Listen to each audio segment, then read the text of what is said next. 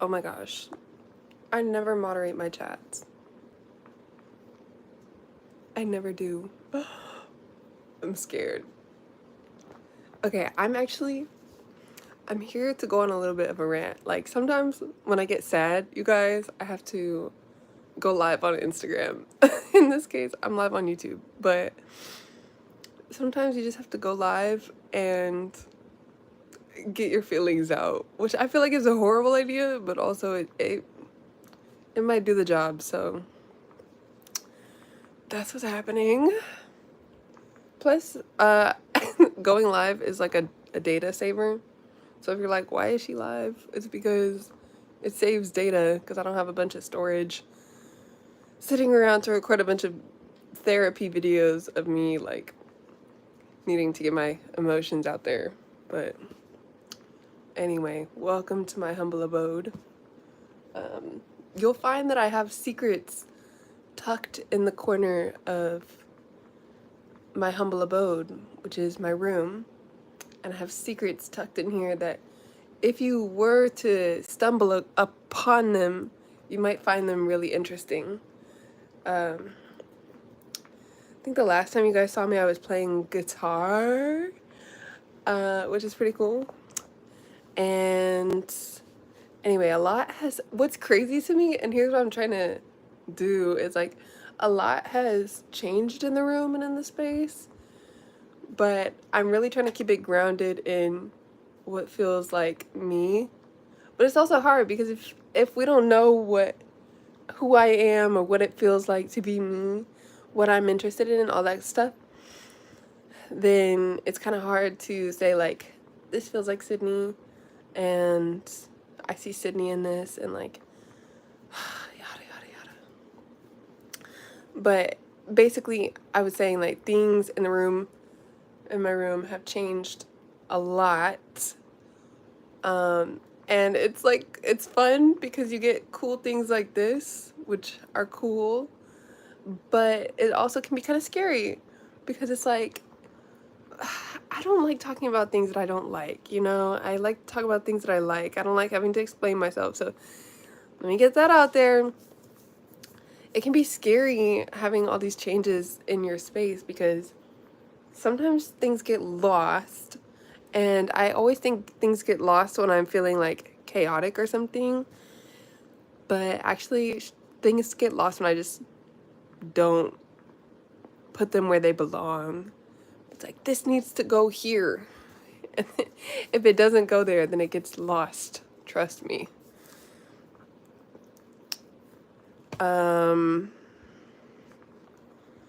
So yeah.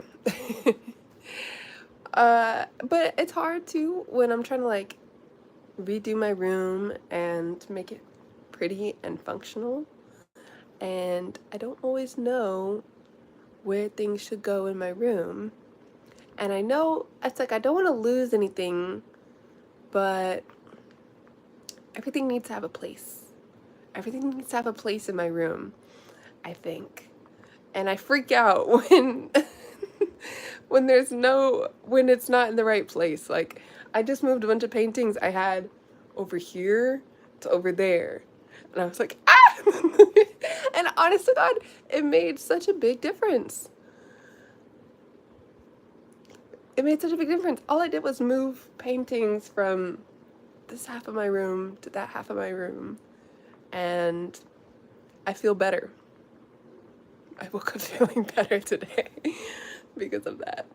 So now I'm like, what else can I do to make changes in my room that are gonna make me feel better so I'm not so stressed out? Because it's like, I do get stressed out when my bookshelf is full of like papers and not books. I get stressed out. Isn't that ridiculous? I feel like that's kind of strange. It's like having too many knickknacks and too many like pieces of scrap paper. It stresses you out, man.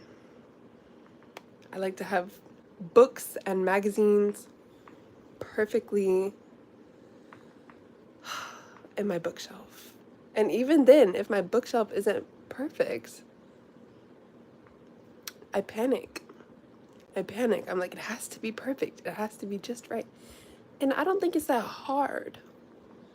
I don't think it's that hard to have a space that feels um like it is inviting, or like there's enough room for you in the space. Like sometimes I feel kind of claustrophobic in my room. And that's because I don't know where things go. And then I panic. And so it's like, well, where are these things supposed to go in my room? I have no idea. I work so hard on this every day. And I freak out because I'm like, I need to make a lot of progress. I need to make some changes, and I need to make them now. I've been writing a book about this. And the book is called A War on Time. And I was like, why is time my enemy? I have a clock outside my room, and this clock just ticks as a clock does. And it would bother me. Like, the clock kind of scared me, I'm not gonna lie. I don't know why. But I was like, why am I so against time? The idea of it is fine, but the fact that it exists, that's what gets me. For sure.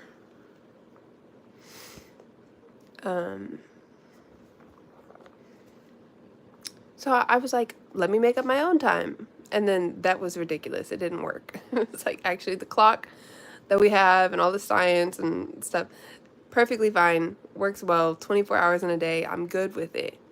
And then I was like, you know how everyone's like, the whole 9 to 5 thing is like evil or something? It's not. Actually, I think 9 to 5 is a really good schedule for the working class. For a number of reasons. Because if you learn how to wake up and do the thing, then honestly it works pretty well. But you have to like kind of just be cool with it.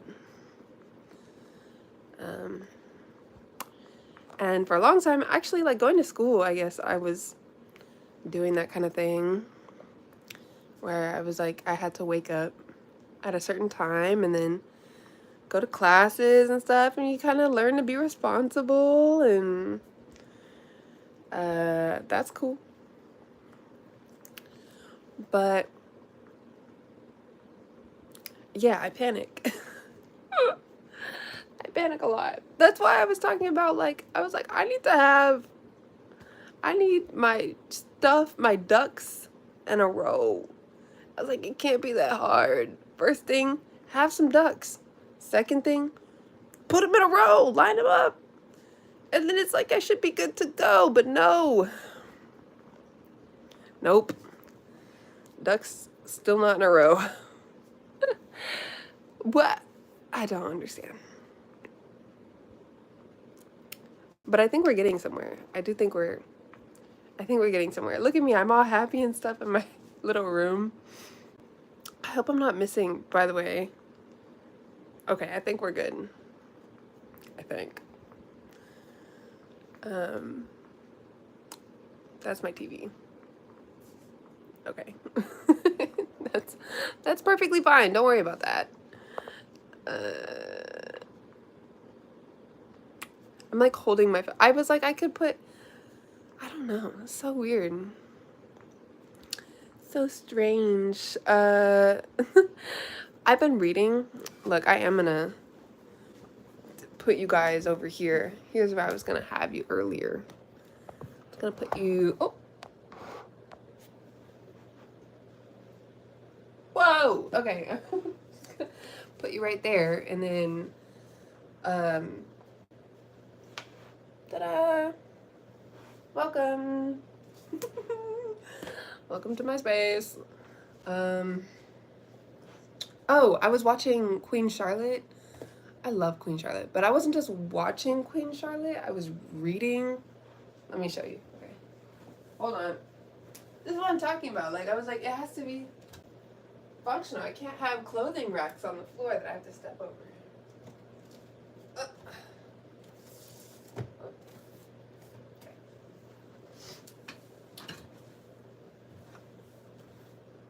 It wasn't just watching Queen Charlotte. I was reading Queen Charlotte. Love it. Unpopular opinion. I like it more than the Bridgerton series. But I picked up the book at the library and I opened the first few pages. I can't stand and talk. Okay. Alright, so I picked up Queen Charlotte at the library and I opened like the first few pages and I was like, oh my god. It's so good. Oh look, now I can't see the chat. You very weak. Okay, so I picked up I picked this up at the library and the first few pages I was like, this book is so nice. I was like, it's so, oh, it's such a vibe. And so I started reading it. How far are we? We are 50 pages in. Not bad. Not bad. That's like the first like 2 episodes, I think, of the show. 2 or 3 episodes into the show. But also sometimes I have ADHD and I need to do multiple things at once. So I picked up 4 books from the library. I picked up Queen Charlotte and A Hitchhiker's Guide to the Galaxy, The Marvels by Brian Selznick, who wrote Hugo, Cabaret, I think. And Hugo was picked up by Martin Scorsese. And it was made into a film that won an Oscar, I think. So, Brian Selznick released a book, I think in 2015, called The Marvels. It's one of his like latest pieces, latest works. And then he wrote Wonderstruck, I think. And I remember when Wonderstruck came out, but I didn't read it. But I'm reading Marvels now. I'll show you. Hold on. I'll show you. Hold on.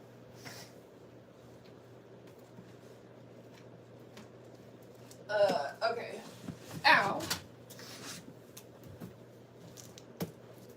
This is that. This is The Marvels. And this book, Brian Selznick is fabulous. And like I said, he wrote Hugo, right? Hugo Cabret. And Hugo is not only a great story, it's just visually so pleasing. And if you've ever got your hands on a copy of Hugo, you would know that it has a bunch of pictures. And something about the way Brian Selznick publishes a book and tells a story, so good. Oh!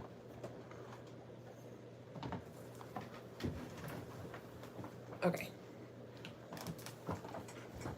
So, something about the way Brian Selznick tells a story, and I'm gonna explain. Because here's the thing about a good author or something, or a good director like Wes Anderson. Everybody knows Wes Anderson. People are pretty familiar with, like, not Martin Scorsese, who did Pulp Fiction. I forget. But anyway, everybody knows Wes Anderson, and one of my favorite authors is Carl Hyacin. He wrote Hoot and Squeeze Me and Skinny Dip and Chomp. I'll show you.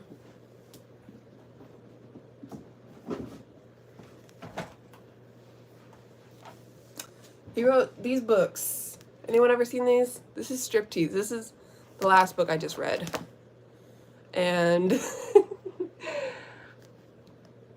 It was so good. But Hyacinth has a very like particular style to him, and I just figured out that it's not just Florida, that all of his books take place in Florida.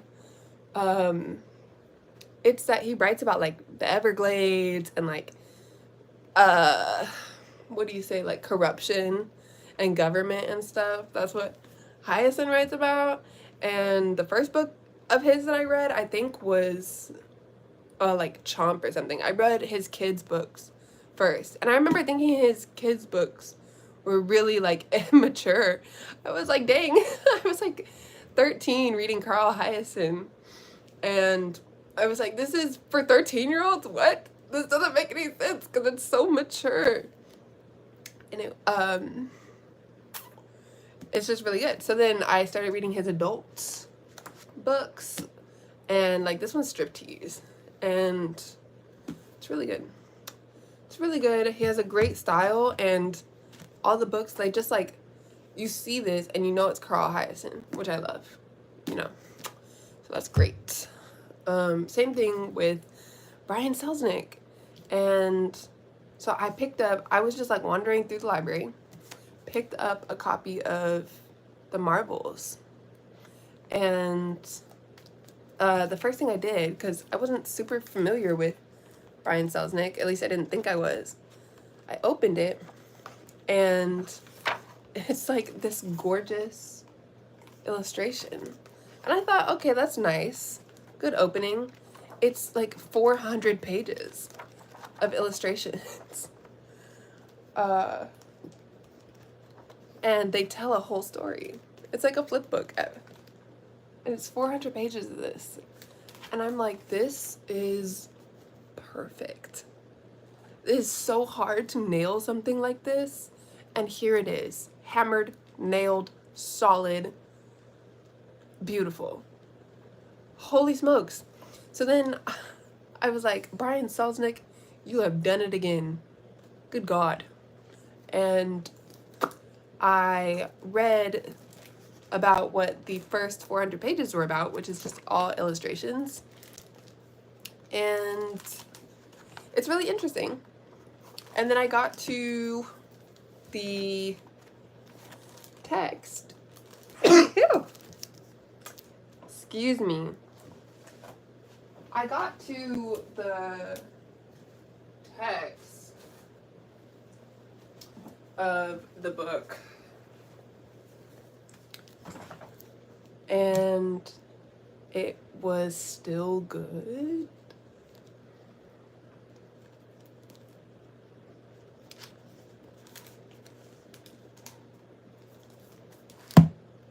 I'm nowhere near done.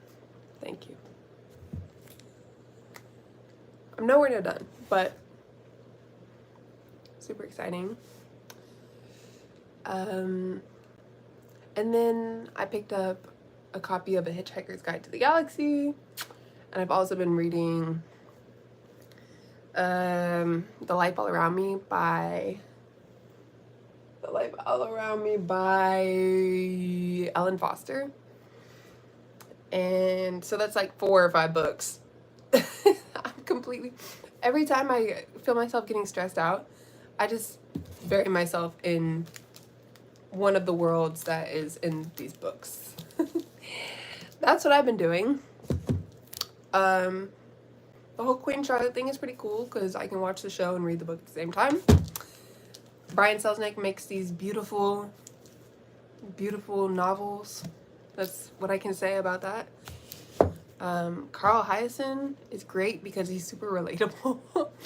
Like the way he writes about power and corruption and that kind of thing. He just does a great job at it. The Life All Around Me by Ellen Foster is written really profoundly, I guess. So I really like that. A Hitchhiker's Guide to the Galaxy. Beautiful. Love it. Nothing tops Queen Charlotte, I'm telling you. And here's the thing about it, like, whenever I feel this way about something, like, I felt this way about, like, Everything Everywhere, I felt this way about Everything with Amandla Steinberg, I think. Amandla Steinberg. And I really like it's just a feeling, okay? It's just a feeling. And I felt that way about everything. Queen Charlotte. Pat yourself on the back, girl. Like, she did that. And it's so good. I'm so obsessed. I don't know. It's gonna stick with me for a while until I do something about it, but oh. You wanna see the book? Okay, let me show you my poetry book. I just published another one. It's being reviewed by the publishers. Yay! Which is exciting because last time I self-published a book, it was actually kind of difficult and there was a lot to it, and I was like, it would be really nice to have a publisher or something. Like, I feel that way about everything. I'm always like, it would be so nice to have some help when I'm doing this kind of thing. But yeah, so it's under review, which is fine, whatever. But what am I looking for? The book that I wrote, A War on Time, that one's more of like a manuscript. It's kind of like a biography, I guess, like if you had to put a genre. And I didn't want to write a biography until I had like some acclaims or something. Like, I didn't want to write about myself until I had something to write about. And I didn't realize that was like I was thinking too much about it. So I ended up doing that anyway. And the more I tried to run away from it, the more it was like, actually, you should probably just do the thing that you want to do. And so I did. I'm really happy with The War on Time. But before it gets published, there's so many changes I want to make to it that I don't know if I'll do my best to publish it. I will, but there's so much. So I started writing accolades, and I'm gonna take my sweet time writing accolades. When I wrote A War on Time, I was like, I'm giving myself 1 month to write this book, and then who knows what happens. I was like, when I wrote A War on Time, let me show you the book. Let me show you. Where is it? I think it's over here.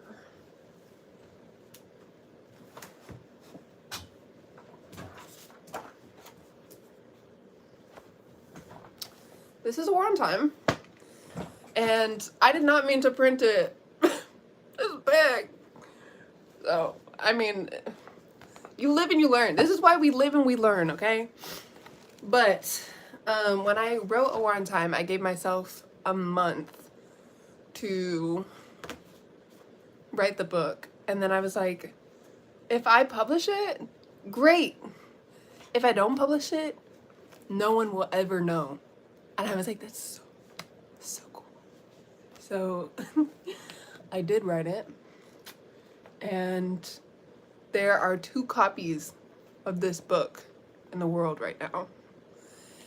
And hello. And this is one of them.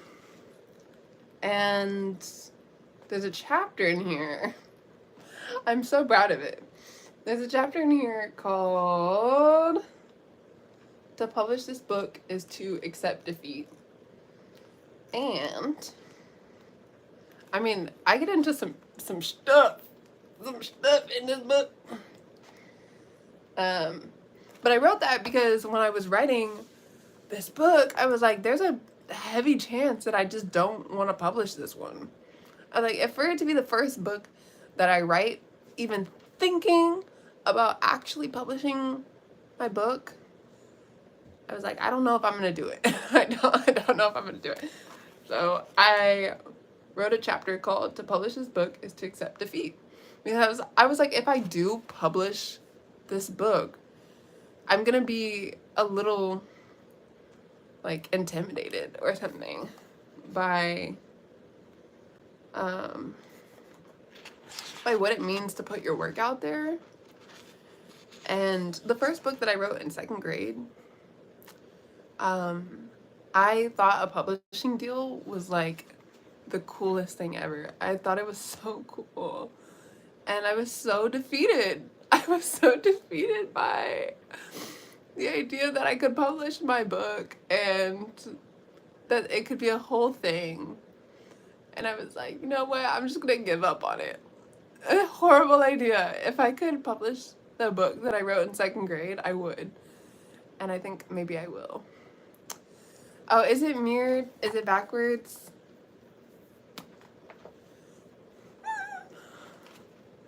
I don't even... Okay. To publish this book is to accept defeat. Chapter 11. I've accepted that it's speak up or die. I cannot live with the state of the world. How war and destruction are still at the forefront of politics. Anyway. I don't know.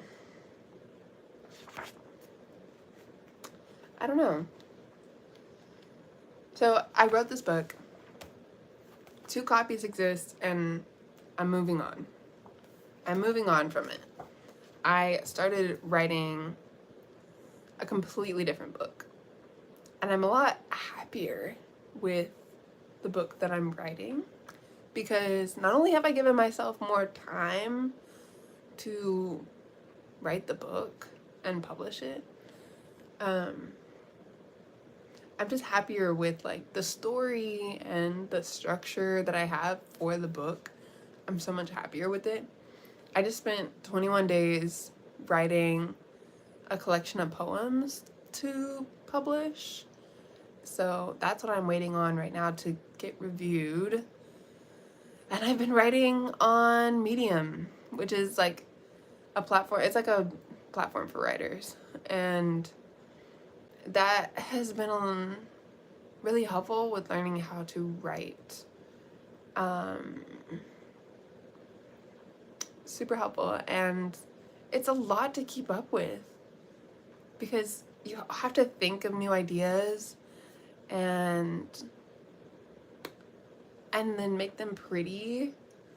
And it's supposed to be a lot of fun, but when it becomes like a job or you feel more pressure to do it or like something, then it just is a whole new thing. And I felt that in second grade when I was like, man, there's a chance that I could publish my book.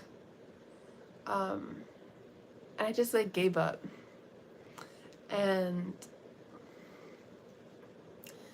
I think what I want to do is publish the book that I wrote in second grade. And I realized like a lot of the things that I work on, when I just give up on them and I forget about them, it doesn't just like go away and I start new. It's like these things just linger in places, and it's like you can either like go through with them and have a memoir and portfolio and feel really good about the time and energy that you put into something. But it's never too late, I think. It is never too late to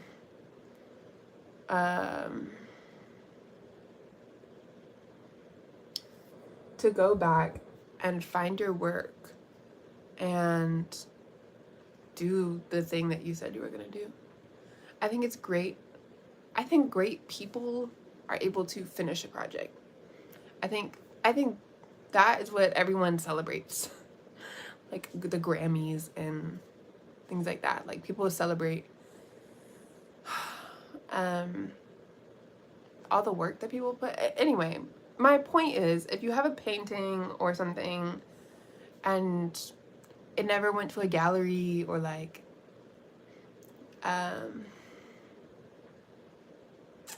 publish your work.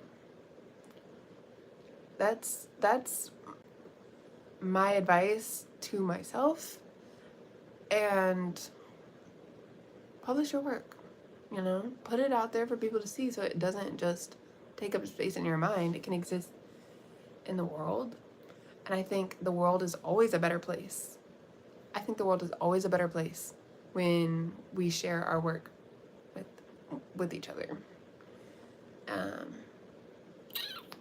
I'm learning that. I always thought there was no space for me to publish my book.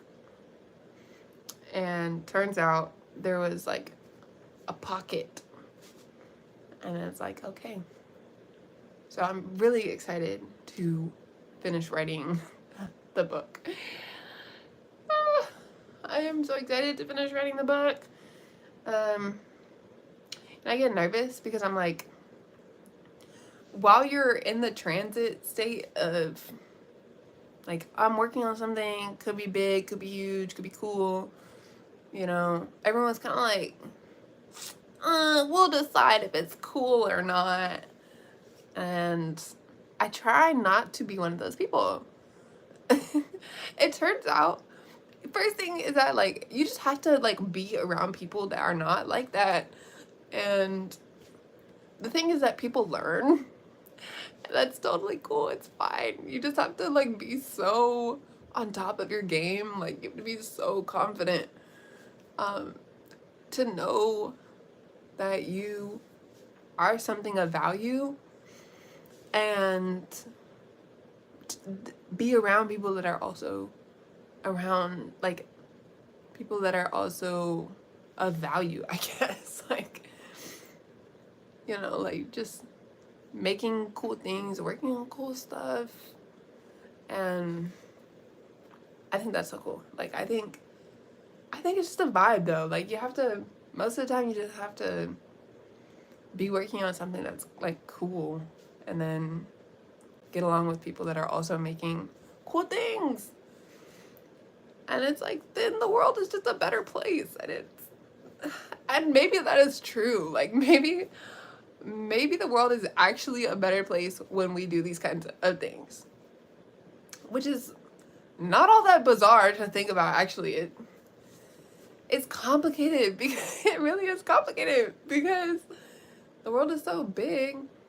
It's like, you could do anything. You could do anything, go anywhere, be anybody. I don't know about all that. What I'm saying, I think that there is just a perfect like gap space for people to be themselves. And we spend so much time fighting, thinking that there's not enough space or material for all of us to do the thing that we want to do. And it turns out there's the perfect amount of space. And no one can take that away from you. I I really think that's true. And if the more people that know that, like, the more space that we have for each other. And we're just so not used to thinking that way. We're so used to thinking like, this is mine and I have to have it and it's mine and no one can touch it. And like, and I think that's such a like fucked up mentality. I think that's horrible. It makes people feel bad. Okay, so my book, Accolades, is my first fiction novel story. And it takes place at a university, I think in Gilroy. And it's about a professor who is teaching a class about Pompeii and this volcano that exploded and like took out a bunch of people in Pompeii, and he's teaching this university class about it. And the students of the class, they start to like wonder like, why is this dude so caught up on Pompeii? And they start to ask him questions. They start to like follow him around And he's like, you guys are missing the point. Like, don't you see what's happening here? And the whole time everyone's like, what is dude on about? And this librarian, Hannah, she kind of understands Da Vinci. And Da Vinci is a professor. And she kind of understands him. She's kind of like, everyone, all these students and stuff, they're asking all these questions. Everyone's freaking out about Pompeii. And Hannah's just like, I get it. I understand. I know what's going on. And Da Vinci, he's like, he gets it too. he's like, okay, you see what I'm talking about here. And that's all that matters. So David Da Vinci and Hannah Teller, they're like, they know what's going on about this freaking like Pompeii thing. And he ends up missing from the university. And the students show up to class one day and they're like waiting for the professor to show up. It's like super reliable dude. And they're waiting for him to show up. He doesn't show up. They get an email that says the class has been dismissed. Everybody go home. No more class. So everybody packs up. And Alyssa Carter, she's like, what? She's like, does no one think this is weird? That like everyone's just going home? We just got an email, the professor's not here, and we're just gonna like grab our stuff and go home. This what? And Andrew is like, dude, just go with it. He's like, it's fine. He's like, just go with it. And so they're leaving, and she goes to visit Hannah Teller, the librarian. She goes to the library. And Hannah is like, she tells Hannah, she's like, Hannah, we just got out of class and the professor didn't show up. What the heck? And Hannah's like, dude, she doesn't really say anything. She's like, okay. So Alyssa Carter and Andrew Hill, they go through ancient histories, which is a section in the library. And they're digging through ancient histories trying to find Rome. They're trying to find out what the professor was talking about with Pompeii, which is he was teaching a lecture on Pompeii. So they're looking for information about it to say like, why is the professor missing? And why was he talking about Pompeii? And they don't really find anything. They just kind of like do a bunch of research and like put a bunch of puzzle pieces together, and it's like, okay. And so Andrew, there's a group of girls on campus called the Robles, and the Robles are sisters. There's Anaya Robles and Alyssa. Well, no, there's Anaya and Angie. And Angie's a chef. And Angie is a chef in her dorm. And she's just always cooking. And her younger sister, Anaya, is just like always on campus. She's always there in her dorm. And Alyssa she's good friends with Anaya. So is Andrew, but Andrew doesn't really hang out with her. And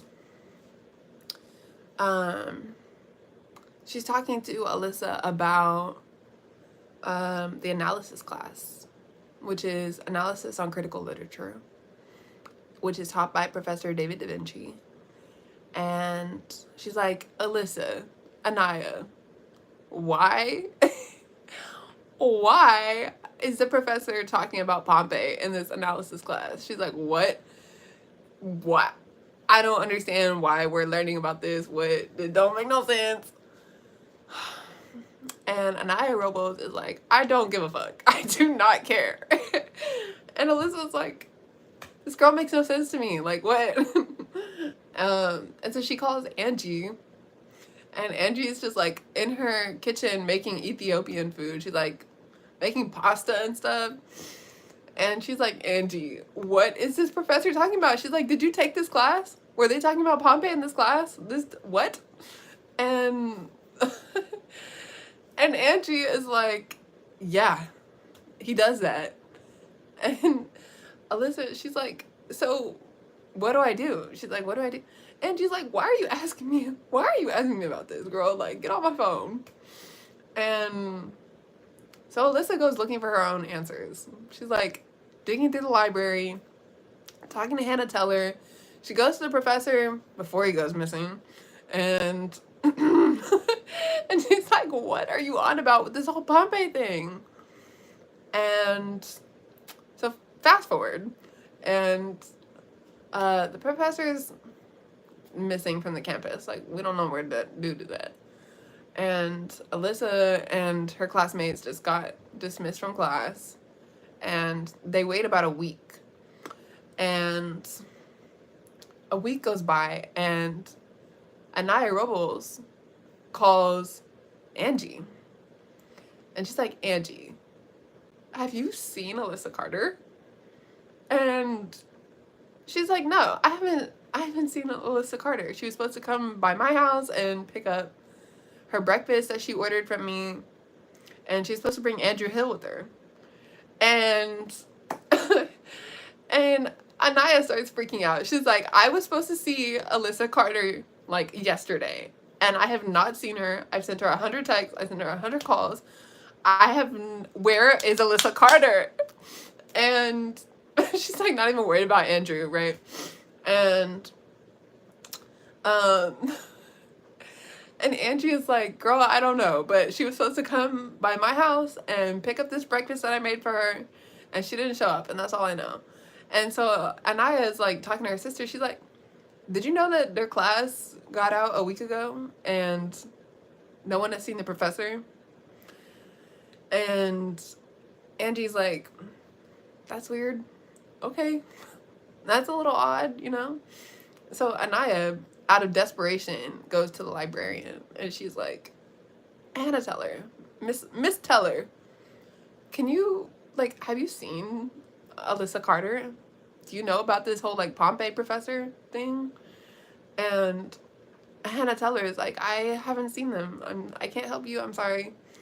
And Anaya's like, what is happening? What the hell? Where is my friend? Where is she? And she's freaking out. And Alyssa just doesn't answer her phone. No one is talking about her. And Anaya, she goes to Anne-Marie. And Anne-Marie, God bless Anne-Marie, she's a sweetheart, and she is a loner. She's like always alone. And not very contributive to the story at the moment. But yeah, Anaya goes to Anne-Marie, and Anne-Marie like doesn't say much. Not in the way that Hannah, the librarian, doesn't say much. Anne-Marie, she kind of like, she just, she's observant, like, she's kind of quiet, and Anaya, I think Anaya knows that about Anne-Marie. I think Anaya, she, like, knows that Anne-Marie is really smart. And just a good friend. But also, she's kind of desperate right now because she's looking for Alyssa Carter. And so she goes to Anne-Marie. Anne-Marie doesn't know where Alyssa Carter is. She's like, no one has seen Alyssa Carter. No one has seen Professor David Da Vinci. No one knows where Andrew Hill is at. It was weird that the professor went missing, but now 2 of the students are missing. What the hell?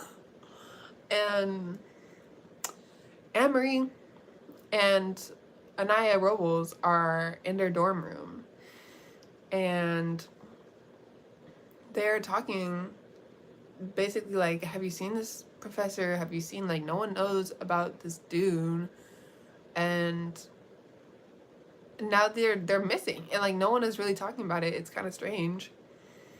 And so they don't know what to do. And Anne-Marie, I'm sure, is gonna be more helpful. But the professor, turns out, the only one who knows where the professor is Hannah Teller. And she knows she knows exactly where he is, right? And they're like chatting while no one else knows where he is.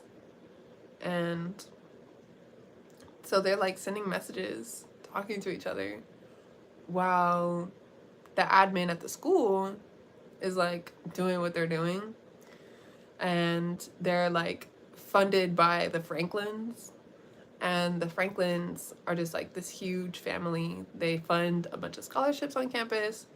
They funded a new building on campus, which is Section 285. And it's a whole new building on campus. And so that's going on while the professor is missing. And it's like all this press is on campus and stuff. And they're not even talking about this missing professor. They're talking about this new building that just got built on campus. And they're taking a bunch of pictures. It's going to the news. And Hannah Teller, she's walking by because she's still on campus, right? And she's walking by the press, and no one is thinking about it. No one is looking at this like girl walking by the press thinking that she knows where this missing professor is. And the media, the news report, they're not even talking about it. God forbid the Franklins aren't talking about it. The admin's not talking about it. The dean isn't talking about it. No one is talking about this missing professor, let alone the missing students, right? But Hannah knows where they are. Hannah knows. And Andrew is a really smart guy. He's really smart. And so he goes missing with Alyssa Carter. And him and Alyssa Carter are together. Hannah knows where the professor is. And it turns out they're together. It turns out that Alyssa Carter, Andrew Hill, and Professor David Da Vinci, they're all together. And they basically like left the campus and no one knows. And so Hannah is on campus trying to figure out like if the press is going to start looking into where the professor is or where these students are. But right now, all they're talking about is this new building that's on campus, Section 285. And Hannah knows that the library, Section 285, is ancient histories, which is where Alyssa Carter and Professor Da Vinci and Andrew Hill were all looking for ancient Rome, which is the lecture on Pompeii. And so Hannah's trying to figure out if this new building, Section 285, is anything to do with the library.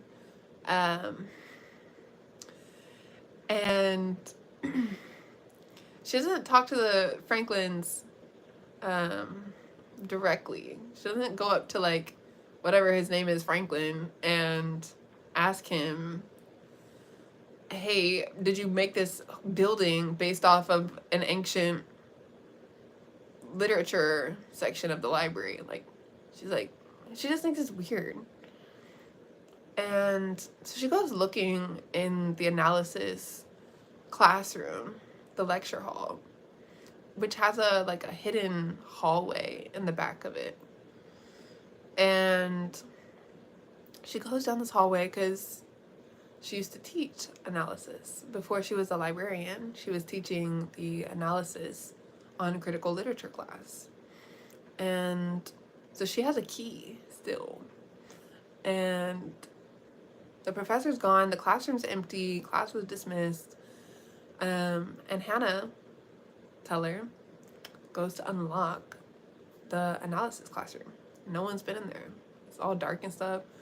And she flips the light on and just kind of like takes a seat in the middle of the auditorium. And she's sitting on these like faux velvet chair.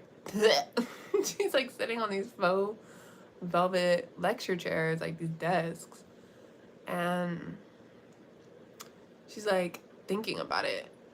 And it's really cool. I love it. It's really good.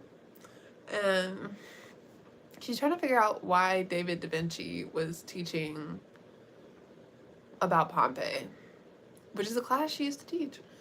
And she's like, why would the professor bring this up to all these kids? Like, she's like, why did he bring this up to everybody? And she goes looking down this hallway. And there's a door in the hallway. And she opens the door, and it's like this closet. And this closet has a bunch of books and papers and old lecture notes that Hannah had written when she was teaching the class. And there's a bunch of notes that she left for Professor da Vinci, all on her lecture notes. And the professor had left some for her too. He would write like, Hannah Teller is amazing. And then she would write, Da Vinci, see page 285. And they have a bunch of them. And so professor's missing still, and she's digging through all these like old textbooks and stuff, flipping through all the notes and basically like clues that they had left for each other on all these different pages of the textbook, just like handwritten notes that they left for each other. And she texts David da Vinci, and who no one else, the faculty doesn't know where he is at, like the news isn't talking about it, and she's just like texting him casually. She's just like, Da Vinci. And she texts him some of the notes that they left for each other, which is like, she says like, summer in Rome is the worst. And David is like, but the skies are beautiful. And they just know. They just know. And Da Vinci started teaching analysis after Hannah Teller left. And Hannah Teller went to go teach, or she went to go work in the library as a librarian. And she still does. And David da Vinci is teaching the analysis lecture. Well, he was. And so she starts to realize that he's teaching the lecture on Pompeii, which is a class that she used to teach. And he's kind of trying to like expose the secrets that they were exchanging. And he starts with Pompeii, which is Ancient History, section 285. There's a book on Pompeii, and Hannah has a bunch of like ancient Roman notes and stuff in this closet in the back of the analysis classroom. And she realizes Da Vinci was going to teach Pompeii this semester. She's like, oh my God. Okay, so his whole plan was to take this semester to tell everyone about this like secret. And so she's like, okay, that makes a lot of sense why Hannah's not telling anyone where David da Vinci is. And she's kind of like, slowly the mystery is unfolding. And then there's Alyssa Carter. And Alyssa Carter is in Rome with Professor David da Vinci. They're in Rome. And they're at the Hotel Angeles. And it's this gorgeous hotel with like marble pillars and Catholic paintings on the walls, and like this garden that runs through the center of the hotel. It's like a river that runs through the hotel, and like skylights, and like an atrium, and it's like this just really nice hotel. And Alyssa Carter is sitting on this ottoman in the lobby, and she's texting Andrew, who is at Gilroy, the airport. And Andrew is still at the airport, and she's just like texting him. She's like, how's your flight? And Andrew's like, actually, I'm going home. And she's like, I know you're messing with me. And Andrew's like, it'll be here in an hour. Like, I'll be to Rome tomorrow. It's like, why didn't Andrew go with them when Da Vinci and Alyssa left the first time? Like, why didn't he go with them right away? And so she's in Rome on the ottoman texting Andrew, and then I think Andrew calls her actually, and then she falls asleep. she goes to sleep. And Da Vinci's just like doing something. He's like in the lobby, like just writing something or like doing whatever he does. And I think before Alyssa falls asleep, she notices a sign for this guy Caprice. And Caprice is an architect, and he designed the you would think, but okay, so Caprice designed the garden, the lobby for this Hotel Angeles. And she notices a sign that says Caprice is going to be teaching a lecture in the hotel. And so there's all these people like bringing plants in the hotel, and they're bringing like decorations and flower arrangements and stuff. And she's like, oh my god, this dude Caprice is like in the hotel, and he designed this freaking garden that I'm like sleeping in right now. And so she like falls asleep, I think. And she falls asleep while they're decorating the like what is it called, the conference room for this like speaker, this architect who's about to give a lecture on the lobby that he designed in Rome. And what? Okay, wait. So yeah, there's Andrew, there's Alyssa, there's Anne-Marie, there's Professor Da Vinci, there's the librarian, Hannah Teller, there's Anaya Robles and Angie Robles, and then there's the Franklins, and then a few like famous characters, like this architect and this author. Andrew's reading this book written by this guy, Thomas Artineri, and it's a book called Battle Cries. And Battle Cries is it's written by this dude, Thomas Artineri, and it's about like World War One, I think. And yeah, so that's what Andrew's reading, which is pretty cool. I And yeah, so no one on campus is really talking about Alyssa Carter. Um, and you would think like Anne Marie, you would think Anne Marie would feel some type of way about like Alyssa Carter or something, who she's never met. And Anaya Robles, she has a big following on Instagram. And Anne Marie is like, how does she do it? How does she have all these people following her on Instagram? And she's so chill.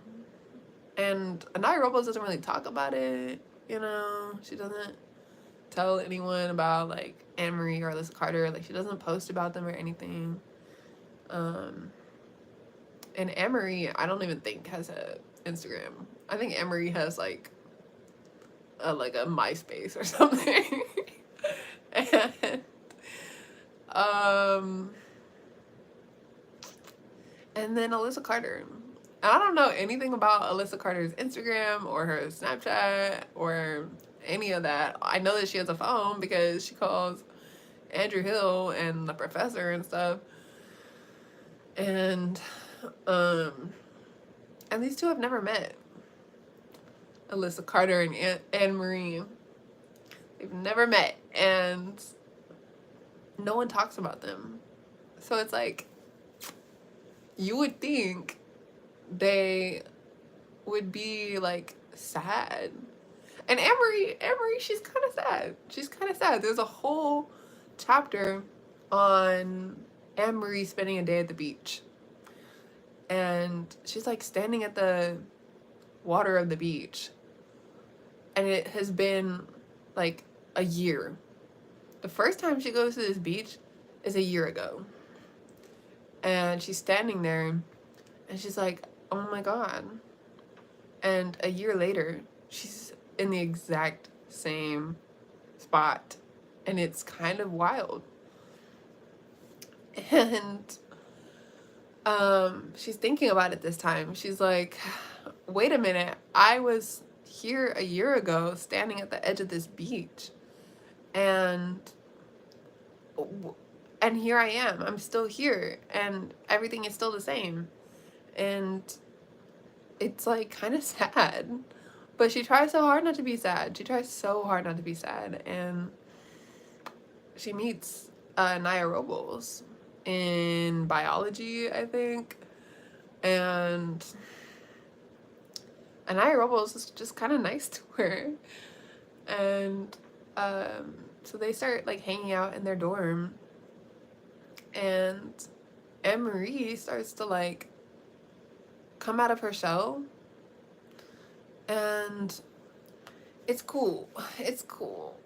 And I'm happy for Anne Marie because she gets to come out of her shell and like people start to pay attention to her.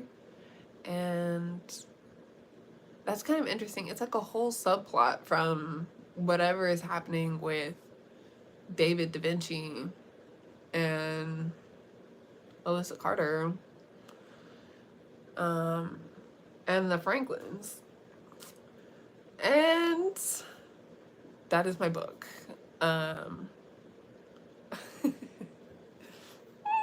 What? That's my book. Yeah, I have no idea. I have no idea. It's going to take so long to publish it, but I'm really excited. I have so many plans for the book. And I'm like most excited for people to read it. I'm so excited. What did you think? What did you think? I'm so excited for the book to come out, and it's gonna be so cool. That's what I was talking about. Listen, okay, so stepping away from the book, okay? All right, moving on from the book. The whole separate thing, the Marvels. I have modeled so much of what I'm doing with the story after this, like, after the things that I love. And I just keep discovering new things that I'm like, that are done really well. And that's really what I want for this book, is for it to be so crisp and for it to be something you would kind of treasure if you own it. And so I picked up this copy of the Marvels, which exists at my library, so it belongs to the library, and it's just beautifully made. It's like really something that you want to hold on to. So that's what I'm really excited about for the way I'm designing this book. And for it to come out and be released. Hopefully we get to do like a release party or something. That'd be kind of fun, like a book signing. That's so exciting. And yeah. So that's the book. That really is the book. And yeah, there's a lot of work that has to go into it before it is published, but like I'm just really excited for people to read it. And it's called Accolades.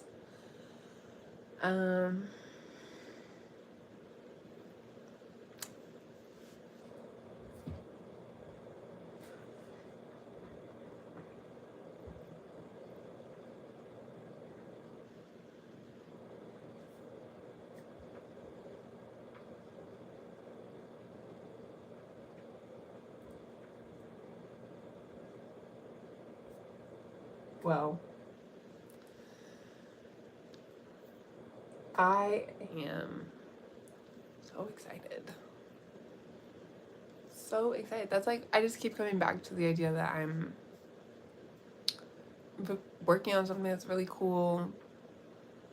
I just have to remind myself. I always have to be like, Sid, this is really cool. And there's just so many details that go into working on something like this that it can be hard to keep track of everything. And that's like the whole point of putting it into something like a book, is for it to be in one place where it's like it lives here and it's perfectly fine. Like it lives here and I don't have to worry about it, but it's beautiful and it makes my life all pretty and stuff, and that's nice. And then you just get to be proud of it, you know, like it's really nice because it's something that I can offer people and like hey, here's my book, and just also for people to have something that they relate to as well. You know, like it's like I see myself in this book, and I think that is what I'm looking to get out of it most of all, is like for people to see themselves in the book and feel heard and feel like I got it right. And I'm so excited about that. But I was saying, like, there's all these details that you have to worry about when working on something like this. And it's supposed to be a lot of fun. It is a lot of fun. But there can be, like, it just can be hard to think about so many different things and try and, like, keep track of them. But I like to think that designing something is all about, like, what you think is important. And yeah, when you design something, you get to kind of, like, think about the best parts of life or your experience or something and take those things and then make something out of them. And that is where like the best work comes from. Is like you are like, I love this about this thing, and I also have a little bit of this. When I put them together, I have something brand new. And I think the more things we can do like that, the better and the more like vivid the world becomes. It just is this crazy thing. And that's like a future I want to live in. It's like everyone's making stuff and just like supporting each other, and for that to be the norm, you know? Like that is so far from our culture today, for it to be like everybody supports each other. And I think we just have to work so hard for that to be real. And for there to be no question about it. So that is just those are my hopes and my dreams and a world I would want to live in. And I just love designing. I just love designing things and being creative and getting to think about things. And I feel like the more of an adult I become, or just like the more like I think about it, the more I'm like, actually these little details, they do add up and they do make a lot of sense when you think about them, and there's always a place for everything to go. So I feel great about that. It doesn't stress me out as much anymore. I'm trying to be like, oh my god, there's so many things. But yeah, okay, well, I'm gonna go.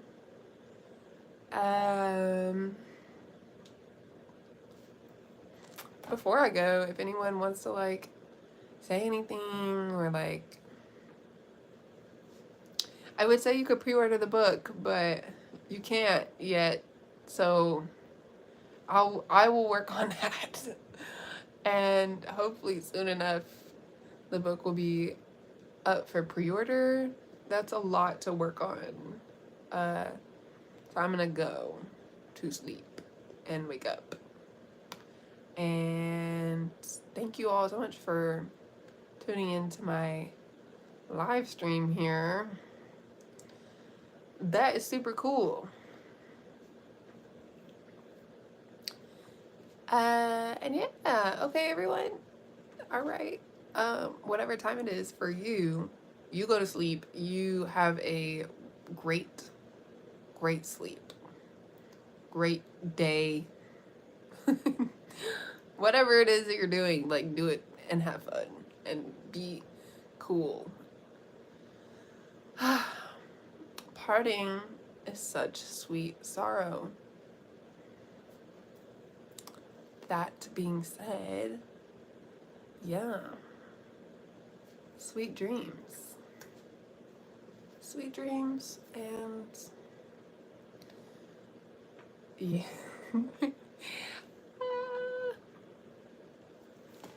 So much to think about. So much. And it doesn't happen overnight. I remind myself that, you know? Okay. All right, well, I'm gonna go. And yeah, stay tuned for